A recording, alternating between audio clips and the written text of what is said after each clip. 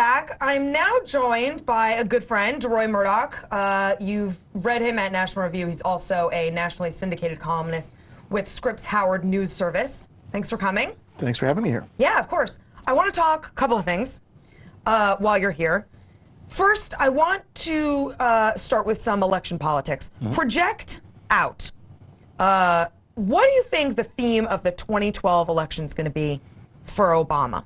Is it going to be big labor, or is this story going to kind of go away? Is it going to be Obamacare, which seems to never go away? Yeah, is it going to be Mideast instability? Is that going to be an overarching theme here? Or is it still going to be jobs? What do you think? And which bodes best for Obama? I guess his campaign theme will be promises made, promises kept. Okay. I'm kidding. Okay. That's a catchy slogan, but That's right. Doesn't quite apply to this guy. What will he have to deal with? I think really what it will come down to is where's the economy come end of this year, early 2012. If the unemployment rate's gotten back down to about 7-ish% maybe, or close to 8, he can say, look, you know, we're on the way. We're not really where we want to go, but at least we're heading in that direction. And I think he'll have a credible argument to make. Yeah, then he's in good shape. He's probably in okay shape, at least as far as that goes. If it remains close to 10%, or if it goes back up, which is entirely possible, he's going to be in real trouble, and I don't know what he's going to point to. I don't think he's going to have much else. I mean, Obamacare, we've got 55 to almost 60% of the American people who want to see it repealed. Right. You talk about Middle East stability. There's no Middle East stability. Right. It's just chaotic, and it may calm down, but I don't see any reason why it would. Right. In terms of national debt, that's up and away, and we're going to face a real problem now with this awful situation in Japan, and I grieve so much every time I turn on the TV and see the Japanese people suffering as they are. I mean, you've got the earthquake, the tsunami, possible nuclear meltdown, and then apparently a volcano went off last night. I mean, what have they done to deserve this? This all after the lost decade. I mean, this after the lost decade, and it looked like they were just getting on their feet a little bit. Now they're back down again. Now the important point, as far as we're concerned, is that our #1 overseas lender is China. Our #2 overseas lender is Japan. How eager do you think the Japanese are going to be to come to the next Treasury auction when they've got a whole heap of trouble back home to deal with? So we're going to have that much more debt floating around, and how we're going to get people to lend us more money if the Japanese, you know, step out of the equation. Well, how do you think this labor story is going to play in 2012? Will it be all forgotten? Will it be resurrected by Republicans, or maybe even just by the electorate who wants to discuss this? Will this be buried by the unions? I mean, how is this going to come back in 2012? Yeah, well, I think the best way for it to stay alive is the Republicans to keep it alive. Sure. I mean, I'm amazed and very pleased to see that big labor is a huge issue right now. It's always been kind of in the back burner. It is front and center in terms of domestic politics at the moment. And what the Republicans ought to do is talk about the fact that only about 12-13% of the workforce is unionized. The other 88% of us are carrying the weight for them. In terms of public expenses, all the people a guy like Governor Walker is trying to do, in terms of pensions, for example, is reduce the taxpayer's share of the pension bill from about 99% down to 94%. Right. They're still on the hook for 94%, and yet this man is compared to Adolf Hitler, author of the Holocaust. Unbelievable. Well, and the idea that this is all just a political ploy to silence unions or to weaken the power of the DNC has never made sense to me, because whether it's Walker or anyone else, these are guys who got elected despite the fact that unions ran against them. Unions heavily opposed them, and yet they still managed to get elected. So I don't think they're all that worried about the DNC or unions opposing them the next go-round. I think they're worried about their state's debt and their constituents. That is true. And the thing is that no matter what the Republicans do, the unions will be there with hundreds of millions of dollars of money taken out of union dues, often against the will of their workers, very often with the assistance of governments that take that money directly out of government workers' paychecks, number one. Number two, they've got millions of shock troops who can go out in the street and hand out bumper stickers, knock on doors, et cetera, et cetera.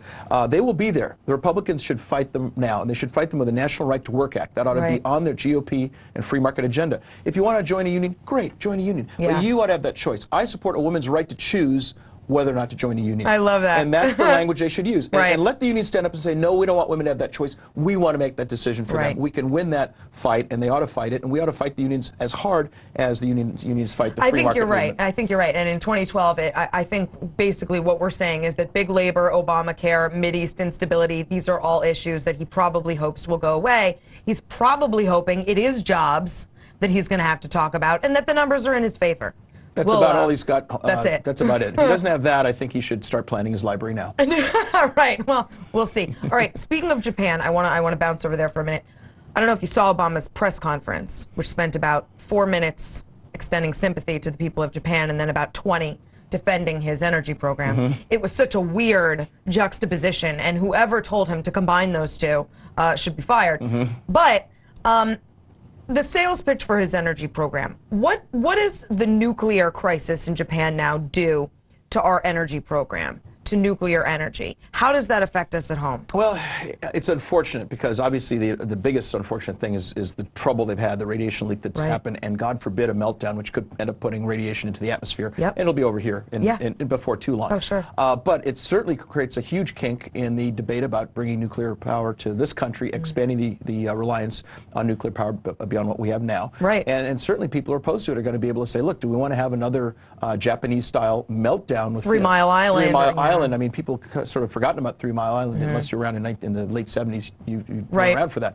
Now people are going to be able to point to something that's ongoing, unfolding, and they will have a point to make. And I think if we do go the nuclear route, we have to take every safety precaution we can, certainly. Yeah. But people will be able to point to this, and at a minimum, it's going to drag the debate out. It's going to be a hard sell. It's going to make a harder sell. Absolutely. How do you think Obama straddles his obligations to the left and political pressure to, say, keep gas prices low? Sure. I mean, how does he do that? And you saw an inkling of that in his press conference where he said, it makes for a good talking point to say that I've been anti-case. Well, we could argue about that. But how does he make overtures to the left and keep an eye on rising gas prices? I think this is exactly why he wants to tap the Strategic Petroleum Reserve. Then we can increase the amount of oil in the mix without actually going and punching any holes in the ground or in the ocean floor, God forbid. And I think the Strategic Petroleum Reserve should be there only for massive emergencies, not for supply disruptions. I mean, we're talking about Saudi Arabia totally going up in flames or something like that. Right. That is a total rainy day fund, not just a kind of cloudy day fund, if you will. Yeah. And I think that we've got the resources here. I understand the concern about offshore drilling, as we saw with oil drilling, as we saw in the Gulf of Mexico. I do not understand why we can't at least drill for natural gas in the ocean. If you have a natural gas spill in the ocean, it goes up in the air. It doesn't coat anything. It's not a problem. Let's at least drill for natural gas offshore. And onshore, if you have, God forbid, an onshore oil spill, you can clean that up pretty easily. And, no birds are going to get covered up and this sort of thing. Yeah.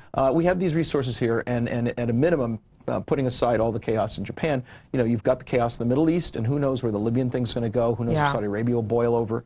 I mean, we really have our necks completely exposed to a part of the world that's very unstable, very dangerous, and a lot of people over there don't particularly like us very much. Right. No, as you may have noticed. Yeah. No, it's a mess. All right. One of many messes. Oh yeah, we've got our hands full. A lot of messes on cleanup. Lastly, and quickly, I just want to get your take on this NPR situation.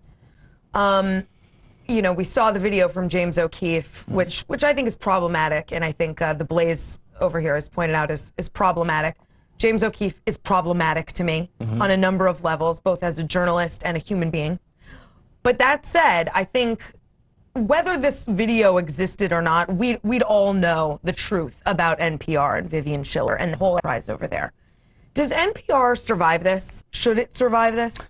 Kyle Smith of the New York Post had a very good piece on Sunday, and he talked about James O'Keefe and celebrated him as a journalist. And he says he's doing the same exact thing as 60 Minutes has done with Undercover Reports, as you'll see on Dateline, these other shows. To Catch a Predator. To Catch a Predator is a great example. And they bring these guys under false pretenses, and they nail them, and nobody seems bothered by that. True. You saw that undercover guy who called up Governor Walker pretending to be Charles Koch. Everyone applauded. What James O'Keefe is doing is terrific.